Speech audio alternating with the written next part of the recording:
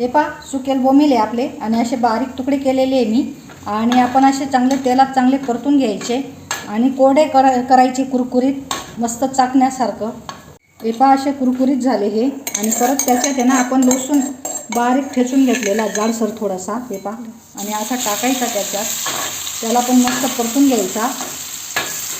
बोंबीलची चटणी ही कोरडी आणि हे पहा आता तिखट घालते मी चवीनुसार, गॅस कमी राहू द्या नाही तर तिखट जळून जाईल आपलं।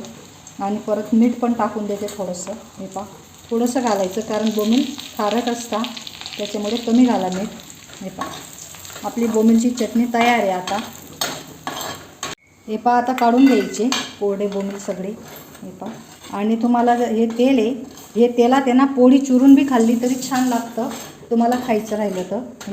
हा पहा बोंबील मस्त कुरकुरीत आणि गार झाले, मस्त लागत आहे, तुम्ही करून पहा पोळी बरोबर खाली कसा लागतो बरं।